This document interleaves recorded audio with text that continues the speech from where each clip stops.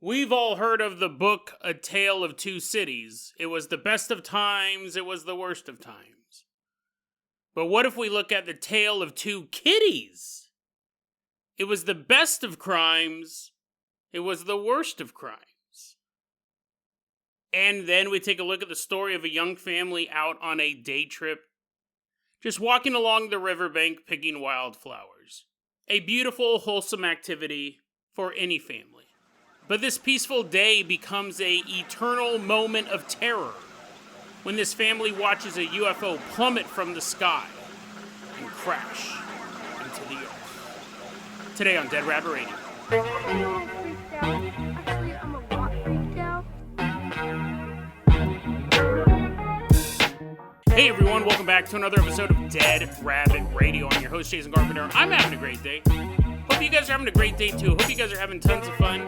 Doing whatever you're doing. We got a ton of stuff to cover today. So first off, running into Dead Rabbit Radio Command. Everyone get on your feet and give it up for one of our legacy Patreon supporters. Gregory F. Woohoo! Yeah, wee! Haha! Yeah, he's running on in. He's running on into Dead Rabbit Radio Command. He's happy to be back. I started giving the legacy Patreon supporters 2 episodes because, they're supporting the show for so long. Really appreciate it. He's back from yesterday's episode, ready to do it again. Gregory, let's go ahead and get this party started. I'm going to toss you the keys to the Jason Jalopy. I don't even remember what vehicle we used yesterday. He's like, hey man, I already drove that one. Why don't you drive us out of Dead Rabbit Radio Command all the way out to the grocery store? Now, Gregory, watch where you park this car. I know it doesn't look nice. I know it's pretty beat up. But it's sentimental value. Make sure all the windows are rolled up, the doors are locked. I just have a feeling about this neighborhood. I just kind of got a bad feeling about this neighborhood. So let's park, next to this door that has a lot of foot traffic. Why don't you park right here, right up front? We're in the handicap parking. It's the best parking around. Everyone hobble as you get out. So people will think that we need this parking spot. We're walking around. That actually would probably cause more people to look over. They're like, where are all those people pretending that they can't walk, getting out of that car? Right when we walk into the mall, we're at the trampoline park, we're all wee, bouncing around. But we have our car in a great spot. The Jason Jalopy's right there. We can look at any moment and see there's nothing wrong with that car. Nothing's happening to that car. But there's a grocery store nearby, and that's where we're going to meet a guy. We don't have his real name. We'll call him Clark. He's in kindergarten. So he's a little guy. Like, kindergarten's 5, 6 years old? And, I'm sorry, we're actually not at a grocery store. I looked over at my notes, but we're still across town. This trampoline park is just way too fun. However, on the other side of town, Clark, he's in kindergarten. He's waiting to get picked up after school. But his mom is late because she had to go grocery shopping first. So Clark's sitting there, he's a little guy, just waiting for mom to pick him up. And the teacher's outside with him. Well, eventually mom does show up, and she parks her car, but it's kind of around the corner from where Clark or the teacher can see it. And mom gets out of the car, she walks over, Clark, how was your day at school? It was okay. Can we go to the trampoline park? She's like, maybe, I don't know, it's kind of expensive. I spent all our money on groceries. And Clark's like, aw. Clark's waiting to go home. He really wants to go home. His mom's picking him up late. But Clark's mom starts up a conversation with the teacher. So they start talking. Clark's, oh my God, dude, I've heard this teacher talk all day long. Can't I just get home? And he's standing there and he goes, you know what? I'm just going to walk to the car. Because I'm just pooped. A long day of being a kindergarten guy. He goes, I'm pooped. I'm going to walk to the car. So he starts to walk away. And his mother is parked around this corner, so no one can see the vehicle from where they're at. Not a big deal, right? You wouldn't think that would be an issue. But as Clark is getting to that corner, all of a sudden, he gets a feeling. A feeling that to this day, he cannot describe. It was just a feeling, something that he's never felt before or since this moment. He's getting to the corner right when he's about to turn around the corner, he gets this feeling, and it's just so bizarre to him that he turns around and walks back to his mom, who's still talking to the teacher. And when he walks back there, his mom is just wrapping up the conversation she was having. So, okay, Clark, you ready to go? Let's go to the car. Okay, finally, Mom. Yeah, let's do this. I tried going to the car, but I just got a weird feeling. Not a scary feeling, not a funny feeling. Even a weird feeling is a descriptor. A feeling he could not describe made him turn around. Well, now him and his mom are walking to the car, and right when they get to that corner where they can now see the vehicle has been broken into. Someone broke into the car and stole the mother's bag, her wallet, and her groceries. A simple story. An odd premonition, not a premonition even, a feeling, right? That probably saved this little guy. Maybe not saved his life. Possibly, though. Definitely saved him from getting in trouble in one way or another, if that makes sense. Because if we play this story out, had he turned the corner and walked towards the car, if the thief saw the boy, what would have happened then? There's also that issue, and I don't necessarily think Clark, that this would have happened to him, but every so often you read about this in the news, and recently it happened up here in Hood River. A man parked his car right outside of his house. It was a pickup truck, and in the back of the pickup truck, he had his bicycle. And around the same time, a carload, there was 3 people in this car, were driving down the road, and they saw the bike, and they decided to steal the bike. This is broad daylight. This is like 2-3 p.m. They decide to steal the man's bike out of the back of his pickup truck. So they do. They grab his bike and they throw it into their truck. The bicycle owner saw all of this going on, ran up to the thieves' car, grabbed onto the door to get them to stop. They took off and they ran him over and killed him. There was a story in Oakland a couple of years ago that was the same setup. A guy was on his laptop at a Starbucks. Someone stole the laptop. The guy pursued him. The victim of theft pursued the thief. Thief jumps in a car. The car takes off. It runs over the young man who was the theft victim. He died. And you go, what is the point of chasing after a thief? I see a lot of it, especially because this has been a big news story, the bike theft, because that doesn't happen up here. It does, but we don't talk about it. There actually is a lot of theft that goes on, as well as other crimes in Hood River, but a lot of times they won't cover it. But this one was too big to cover, right? It was in the middle of the day. People saw it happen. They caught all 3 of the thieves. They're all facing second-degree murder. But, you go, man, he should have just let them take the bike. I'm sure if he could take everything back, he also wishes he would just let them take the bike. But you have an innate thing in you when you see someone stealing your property to confront them. It's really hard to not do that. It's such a natural reaction. It's not like the guy whose laptop got stolen. He probably could have bought another laptop. He probably could have been like, oh, damn it. They took the laptop, and he probably could have went a couple days later and picked up a new one from Best Buy. But we have a natural reaction to chase down thieves, because it's such a violation. So it's not like someone goes, my life was less than this laptop is worth. It's not that. It's just such a knee-jerk reaction. So Clark, coming around the corner, if he saw the thief breaking into the car, he may have started yelling for his mother, which could have freaked the thief out, and the thief could have hurt the kid, or grabbed the kid and took off running. It's possible Clark, seeing what was going on, would have intervened and also would have gotten injured. So interesting story, right? It does suck. All their groceries got stolen. I mean, that's a pretty bold thief to break into a car at a school. But also the fact that I get it the purse, I get it the wallet, but to then go, ooh, look at all of these groceries. This is awesome. I'm going to steal these too, just to be mean. I have all their money. I could buy my own groceries now, but ooh, I'm taking all this stuff. Now let's jump across away from the grocery store. That story was posted online by a young man known as Kindly Ligonberry, 18.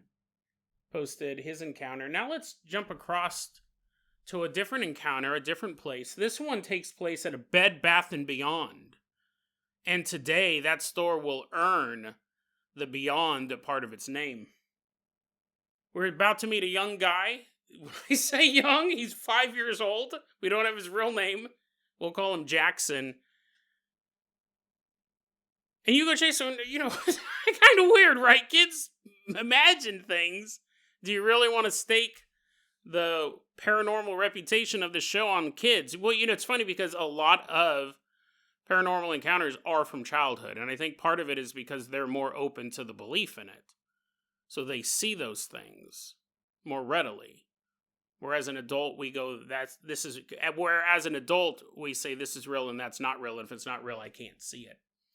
But I don't only recover kid stuff, I don't know, because then it would be the weirdest podcast. It would basically be like, yeah, and this happened to this guy 45 years ago when he was only 3 years old.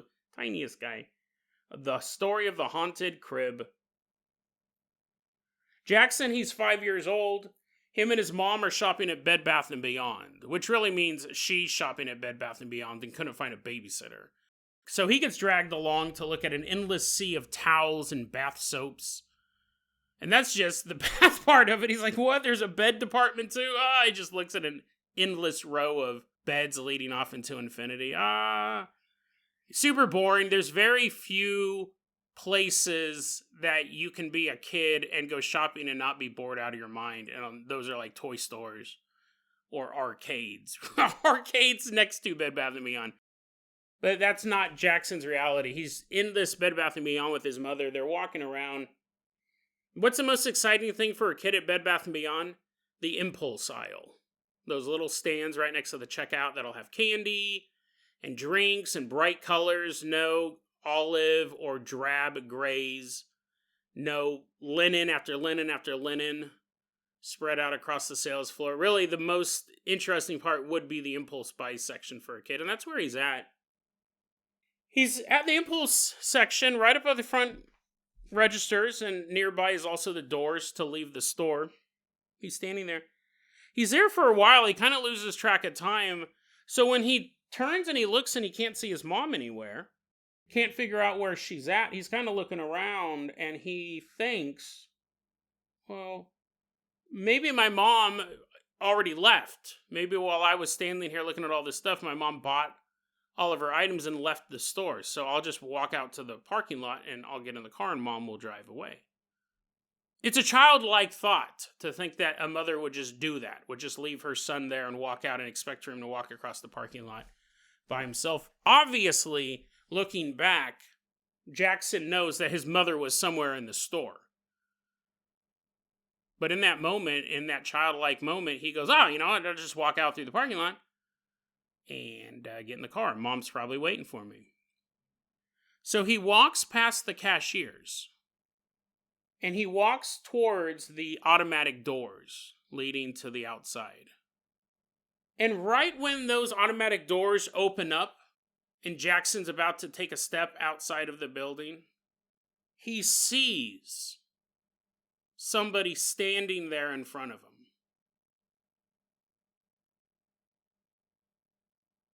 But not just any normal person. Jackson is about to walk out of the Bed Bath & Beyond and he sees standing just outside the automatic doors. Jackson sees a man standing there with large wings. And the angel looks at Jackson and simply says, "Go back inside." And Jackson did. He turned around, walked back into the Bed Bath & Beyond, and found his mother. I like these two stories juxtaposed against each other for a couple different reasons. First off, this was posted online by someone going by the name Sup from Mange. He says, listen, I swear that this happened to me. There's no doubt in my mind this wasn't my imagination. I actually saw this. I think I saw my guardian angel that day. As crazy as it sounds, and he knows it does sound absolutely bonkers, he goes, that's what happened. My guardian angel told me to go back inside. Again, you wonder what would have happened if Jackson had walked out into the parking lot. There are the normal tragedies, like getting hit by a car. A little guy walking through the parking lot. Cars are not designed to see little people in front of them. They're usually taller than a 5-year-old. So, especially you're going through a parking lot, you got your hand in your bag of McDonald's, stuffing french fries in your face. You're not looking for somebody who is 2 feet tall wandering through a parking lot. That's just, you don't expect that. He could have gotten hit by a car. Killed by a car? Maybe.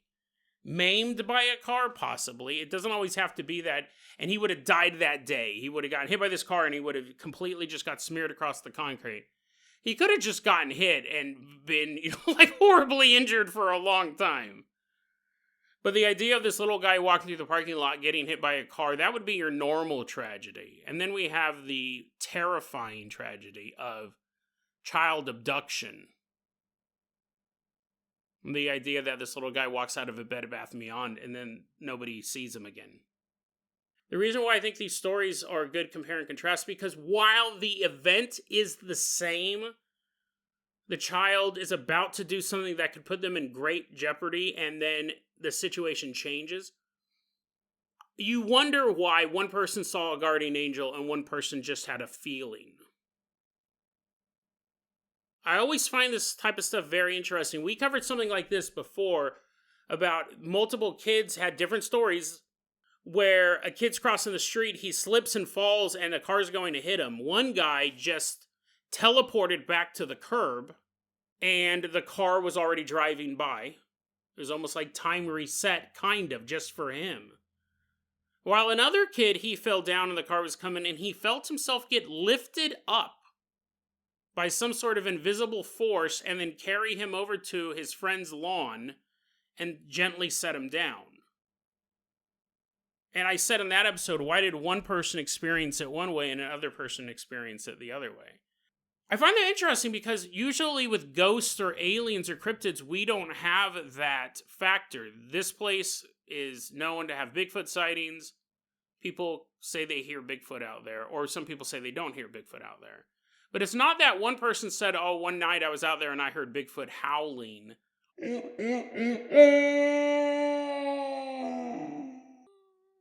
While another guy goes, oh no, I was out there and I heard Bigfoot, but he wasn't howling. He was doing a little dance.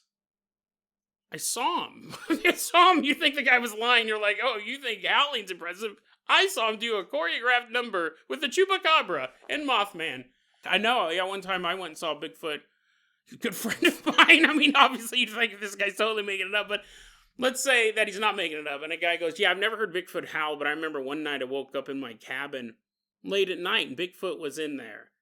And he was dancing. You'd be like, wait, what? He's like, yeah, I was dancing. He was doing a little boogie woogie for me. That's a bad analogy, right? Because you're obviously like, that guy's making it up. He's like, no, I swear. Come spend the night with me. You spend the night with him. And all of a sudden you wake up and Bigfoot's grabbing his crotch, spinning around, doing the splits. You're like, this is pretty impressive, actually. Why doesn't he want to be found? He could be on America's Got Talent. Look at that stuff. Look at him go. What I'm saying is that I find it really interesting that both scenarios of this was the same. A little boy's life was saved, or at least saved from catastrophe, by some sort of unknown compelling force.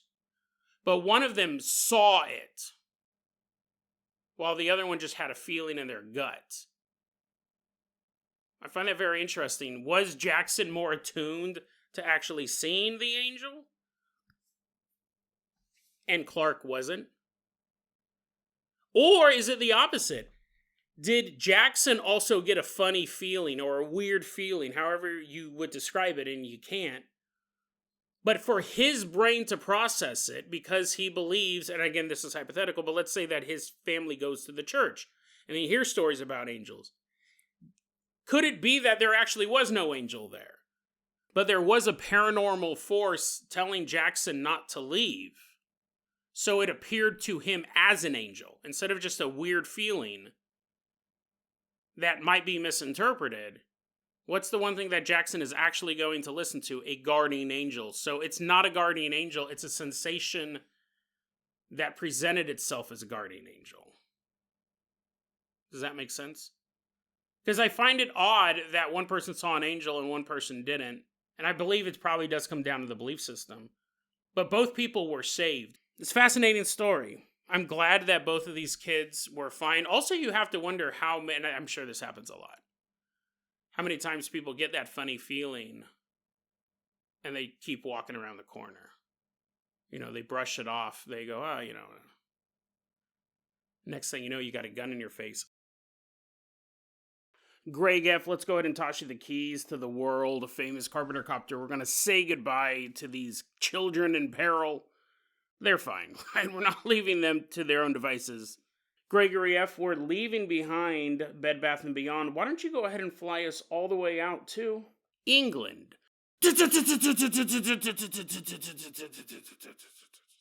My voice is clearly different. You're like, did you go through puberty between the two segments? No, I'm recording this the next morning.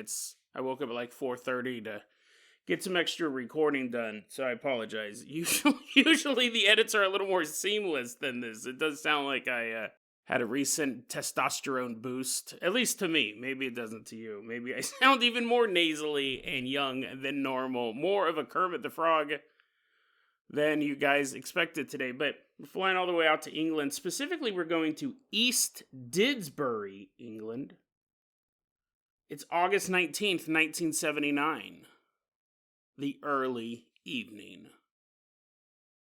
We're going to take a look at the story of a mother and her two children. They're out doing something so wholesome. I don't think I've ever done anything as wholesome as this. They were out picking wildflowers. I never did that. You guys, you're like, Jason, you can start now. You still have the ability to walk around and pick flowers. Yeah, I never did that before, though. That sounds kind of dope. I'd probably get bored really quick, but just the wholesomeness of it all. We don't have the real names of this family. This was reported by a couple of UFO researchers, some of the best in the business. We'll get to that in the end. But we're going to call the mother Felicia. And then her two children. We have Adam, her son, and Stacy, her daughter. They're walking along a riverbank near a golf course in East Didsbury, England, picking these wildflowers. Mama, look at what I got. This might be the wildest flower of all. Oh, Adam, that's weird. It's on the Venus flytrap. It's biting him. He's like, ah! They're walking along picking these wildflowers when all of a sudden, in the early evening sky, they see this bright flash of light. The trio looks up and they see a series of colors. This is one of the things I love about UFO stories because I read a ton of them. There's never, I shouldn't say never, but very unusual if there's only a single color. It's an odd detail that pops up in a lot of these UFO stories. What they see are the colors, and they're all kind of at the same time. They see pink, orange, and silver. This bright flash of pink, orange, and silver light draws their attention up to the sky, and that's when they see an object flying towards them. But flying's not the right word. The way Felicia, when she reported this story, she said you could tell that this object wasn't just going to fly over our heads. In fact, based on the way it was coming down, at the speed it was coming down, at the angle it was coming down, whatever this was about to attempt a crash landing. And it's coming down towards the trio, but there's a embankment between them and it. And when they lose sight of it, on the other side of the embankment, right, they see this thing streaking down through the sky. And then they lose sight of it. Felicia looks to her kids, and her kids are like, what was that? And she goes, let's find out. So the three of them run up the embankment to get a better view. So they do. They run up there, and they see this object. She doesn't specifically say that it crashed into the earth, and you could tell there was the scar in the soil like we'll see with a crash of any of our aircrafts. She doesn't even say if the thing landed, but it's there. It's there fairly close to them. When they come up over the embankment, what they see is described as a vehicle that looked like a gondola. So it was a gondola like those boats in Italy. It was this gondola, or it looked like a gondola, because it had a curved base, and it seemed to be constructed in a girder-like fashion. So it had this curved base and just these beams. Not laser beams. You have to be specific when talking about UFOs, but like these steel beams. Not steel, but just seemed to be built in some sort of... almost like it was under construction. That's how we would see if you saw a building with nothing but girders. You'd be like, oh, they're not finished with that yet. On top of this vehicle was a reddish glow.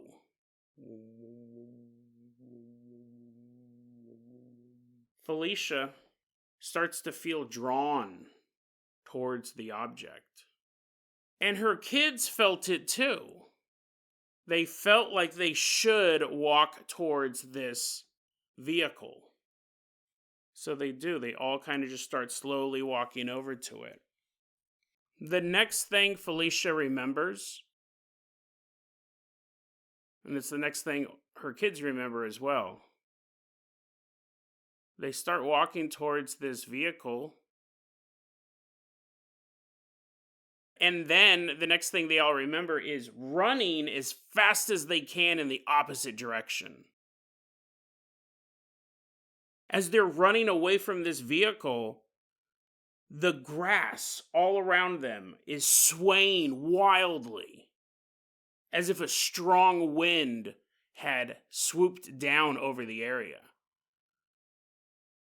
They don't feel the wind, but they see the grass whipping back and forth violently as if there was one. They don't feel it, though. They just see the grass reacting to this. And at the same time, the vehicle behind them silently and slowly begins to fly away. This family can't make sense of this. They really don't know what happened. Well, they know the beginning and they know the ending, but none of them can recall exactly why they were running away in the opposite direction. They have zero memories of that. And then when you factor in that idea, that grass swaying violently back and forth with no wind, that would be a creepy visual. Something is going on that physically should not be happening. Put that on top of, you have no memory. Right? I mean, it'd be really scary. Be super scary.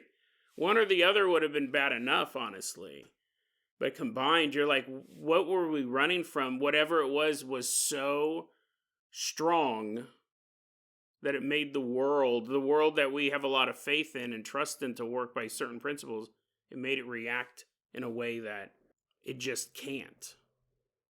Shortly after the incident, though, if they had hoped that this was just going to be a weird story, and maybe eventually they'd be able to convince themselves that it wasn't true, that they all just imagined it. That wasn't going to be the case, because shortly afterwards, both Felicia and Stacy started to develop these weird lesions on their legs. These marks, these sores began to appear. And at the same time, Adam is plagued with nightmares. So, obviously Felicia is going to have to do something about this. One, both her and her daughter's legs are covered in sores. That's a doctor visit. But what's up with Adam? Why is he having psychological issues since this? 1979 was a different era for UFO phenomenon as far as being open about it. You were considered a kook. So when she went to the doctor, I don't know how much she revealed to him about the UFO craft, as far as like the lesions on their legs go. Because you'd want to get that checked out, right? You definitely would want to get checked out. Whether or not a UFO is involved, you're like, what do you mean my daughter had these horrible sores all over her legs? It's not a big deal. Let's go pick some more wildflowers. There's obviously something weird going on here. So Felicia decides that she needs to get to the bottom of this. She needs to find out what happened during that time period. So she undergoes hypnosis, hoping that gives her some sort of idea. Knowledge is power, right? If they can remember what happened during that time, maybe they can figure out what's happening now. Felicia undergoes hypnosis, and what she remembers is this. She remembers now laying on a table of sorts. She said it was laying on some sort of flat piece of furniture. I don't know if it was a table, an operating room. I don't know what it was made out of. I just know I was laying flat and I was elevated off of the floor. And this beam was shooting down on me, and I believe I was undergoing some sort of examination. That's the only thing she remembers happening. So there's still huge blocks of time missing. She's walking towards the vehicle with her kids. Now she remembers laying down and being examined by a light beam. And then the next memory is her and her kids running away in the opposite direction and the grass blowing wildly. That's the only new event she remembers now. So still a huge block of her memory is inaccessible. But the hypnosis is helpful because while she didn't get a ton of more information about what happened, she now remembers who took them in the first place. She remembers meeting these humanoids that appeared fairly human as far as their body goes, but she said their heads were elongated and their faces looked like puppets. Now this was originally reported, I got it on thinkaboutitdocs.com, which is an amazing website for UFO encounters. They got it from a book called Mysteries of the Mercy Valley, Mersey. I'll put a link in the show notes if you want to take a look at the book. It's written by Jenny Randles, who's very well-recognized, renowned author in this space, in the paranormal space. A lot of, mostly UFO stuff, but even deals with kind of interdimensional entities as well. Peter Hoff and Jenny Randles wrote this book. I will say, what's very interesting about Jenny Randles, because she's held in such high regard in the UFO community, and she wrote a ton of books, but a lot of them are out of print. I've bought a few of them here and there. Like, I found ones that are still in print. They're reasonably priced. If you're ever at a used bookstore or you're ever just shopping around online and you find the Jenny Randles book, I implore you to purchase it. Because, one, she's a great author. She does a lot of good research. We've covered her a lot of times on the show. Two, this book, Mysteries of the Mercy Valley, was published back in January 1st, 1993. So just when the new second wave of UFO passion was being born because of shows like The X-Files, where people finally felt comfortable talking about UFOs. It took a show like that to be to the point where the Senate can talk about UFOs. Really pivotal point in UFOlogy. It's funny, that show on Fox, which is a great show, but that show really opened the doors to discussing this stuff in a realistic fashion. And it is a fantastic show. It was a trade paperback, right? It was a paperback book. It went for $5-6. Right now, for a paperback copy of Mysteries of the Mercy Valley, which I don't even know where that's at, right? This is just kind of a book. It's just like, hey, look at all this weird stuff that happened in this area. I think it's somewhere in England, but copies of this book start at $450. And they go up to $1,000. That's how much people want this work, want to read these books by Jenny Randles. And I'm not short shouting Peter Hoff. He's also a UFOologist, but I just know I've had some of Jenny Randall's stuff, and I've covered her on the show multiple times. What sucks about this UFOology, like all of these books, so many of these books are out of print. Going all the way back to the 60s. It was published. Maybe they sold 10,000 copies. Maybe they sold 50 when you have these smaller publishers. And then it's gone. And we'll find artifacts. We'll be reading a story on a UFO researcher website that they put together back in 2000s. The website's still up and they said, oh, I got this story from this book. Then you go to find the book. You can't. It existed at one point. You simply can't buy it anymore. It's been priced out of the market. Which sucks. It's too bad that these books aren't digitized. That these books aren't available, that you could go and read this. I mean, again, like, listen, I love Jenny Randall's and I think this topic's interesting. I'm not going to drop $450 on a book. If there was a website where it was all uploaded, I 100% would read it. But fascinating story, and it's coming from one of the biggies in the UFO space.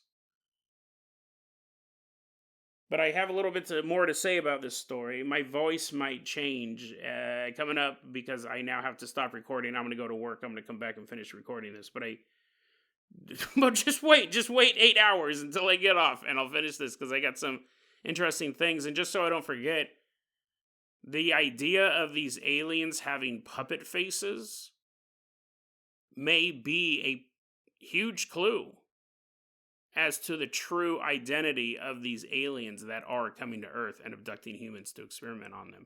And also, just a reminder to myself, the fact that Felicia and Stacy had the marks on their legs, but Adam didn't, that also takes the story down a darker path. Because we see a lot of time when women are abducted by aliens, they are subjected to sexual tests. Rape, really. Let's not sugarcoat it. When women are abducted by aliens, the sexual component is there 8 times out of 10. So is that why they had these burns on their legs and Adam didn't? But we'll discuss more of that when I get off work. So you just wait here for 8 hours. Don't do anything. I'll be right back. Okay, so I'm back from work. Thank you so much for your patience. I really don't have a ton of more stuff to say about this. I just listened to that last part because I know I left some notes. I think I've said everything I need to say about the lesions on the legs. It's probably pretty likely that both the mother and the daughter were sexually assaulted, sexually experimented on by these aliens. And that's where the lesions would come from. If all 3 of them had them, I would think, well, maybe they were exposed to some sort of technology, some sort of radiation that could cause such damage. But the fact that it was only on the women and not on the boy, it really does. You kind of unfortunately have to go with that. UFOology and rape have constantly been connected, and it's interesting if you step back and look at it. When you go back to old stories of the gods, Greek gods, Roman gods, I don't really know if this carries over to like gods from the Hindu culture or gods in other parts of the world, but in the West, the Roman gods, the Greek gods, they are constantly having sex with humans. And could that have been stories of people being abducted by aliens and coming back with these encounters of being sexually assaulted by aliens from these people from above? And it got turned, because you don't have a word for alien back then, it got turned into stories of gods and goddesses and so on and so forth. It's possible. You could also look at the stories of the Nephilim, of fallen angels having sex with human women and creating heroes of renown. That's the term they use in the Bible. We have stories of people like Hercules, which would definitely qualify as something non-human interbreeding with somebody who is a human. So the idea of women being sexually assaulted by visitors from above, whether they are stories of gods, stories of fallen angels, or stories of aliens, they've always been pretty closely connected. It's interesting, too, as much as I don't like the Fae, Uh, the Fae folk are constantly not necessarily having sex with humans, but they're interfering with the birthing process, as in taking your child and replacing it with one of theirs. So it's kind of interesting if you think of it. I'm not super well versed on Freud, but it might be some sort of Freudian issue there if you don't look at it as a real phenomenon, but as some sort of mental illness, which is not the view I take, but I know you could probably look into the psychology of childbirth and sexual independence. If they're making it up, why are they all hallucinating the same thing? But see, here's the thing. I do believe that it is some sort of outside force. I don't think it's all in their head. But I do want to go a little bit more, and again, just like a minute or two, about the puppet faces. And the reason why we've never heard of an alien really described in this way. We've definitely come across some weird things, like Sam the Sandown Clown is a very odd looking alien. That's the first one that comes to mind, but there's been tons of them. A puppet like face, I'm imagining it almost like a ventriloquist dummy, with the lines where the mouth would be, and basically everything looks like it's not real, like it's supposed to be a simulation of a real being. There has long been talk that gray aliens are not an independent species. They are either created, like in a laboratory, cloned, or biologically engineered by another race for deep space exploration. There's also stories that gray aliens are actually robots, androids. They're not a biological construct. They're actually a mechanical construct, again, created by some other race for deep space exploration. We did an episode a long time ago that, we've covered that conspiracy theory a couple times on the show, but we did an episode a while back where that is true, but the Greys have actually gone rogue. Their programming has been corrupted in some sort of way, whether it's mind control or actual computer programming in their brains. Something's gone wrong. They're actually not supposed to be interfering with races and abducting people and experimenting on them and mutilating their cattle and mutilating their humans, their fellow humans. That none of this was part of the plan, and there supposedly is a race of aliens, their masters, the ones who created them, who are trying to track them down and destroy them where they find them. It's basically a rogue program at this point. But all of that would go towards, what's another word for a slave? What's another word for a construct made for a specific purpose? What's another word for something that is constructed in one way or another? A puppet. And I wonder if, because again, she didn't remember the puppets in her actual memories. She did the hypnotic regression.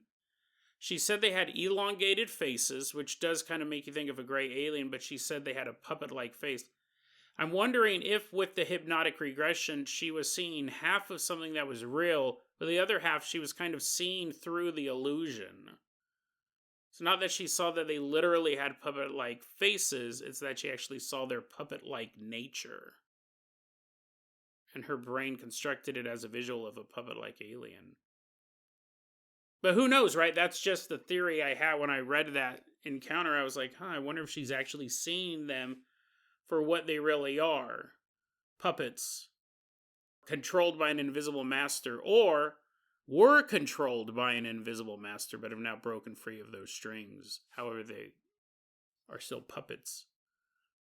Interesting. The conspiracy theory that gray aliens aren't their own species has been around for a really long time, and I have always found it fairly intriguing. But at the same time, we've covered tons of stories where gray aliens have a culture. They have their own art. They hate jazz music. We covered that a long time ago. And they love strawberry ice cream. We've covered an equal amount, if not more, stories where the gray aliens do seem to have a civilization, a culture, a home world. They're one of many alien races, and they stand shoulder to shoulder with the rest of them, that they're actually not a subservient species. That's what I love about this show and about this topic, is all the different variances. I mean, yeah, sure, it'd be much easier to research if everyone encountered the same thing, but we've covered things from people being fed space pancakes, to being abducted and being in a cage next to a bear.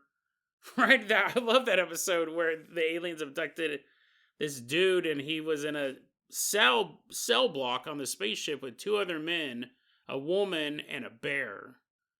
And they had to break out. The dudes had to break out. If I remember correctly, they didn't free the bear, and the woman wouldn't go with them. Or maybe they dragged her off because she was completely catatonic. But all interesting stuff.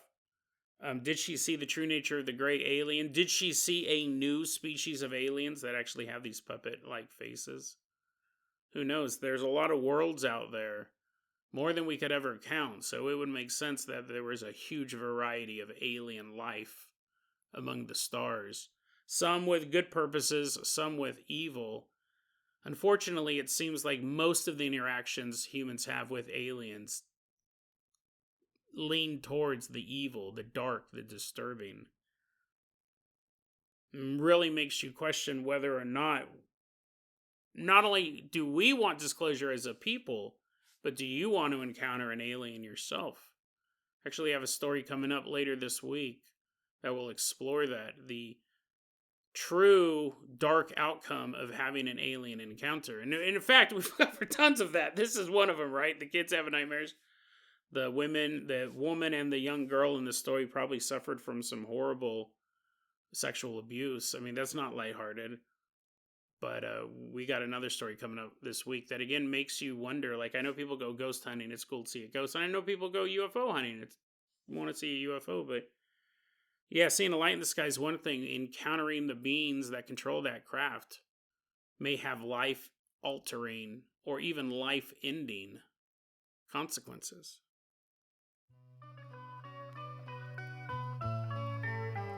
DeadRabbitRadio@gmail.com is going to be our email address. You can also hit us up at Facebook.com/DeadRabbitRadio. TikTok is @DeadRabbitRadio. Dead Rabbit Radio is the daily paranormal, conspiracy, and true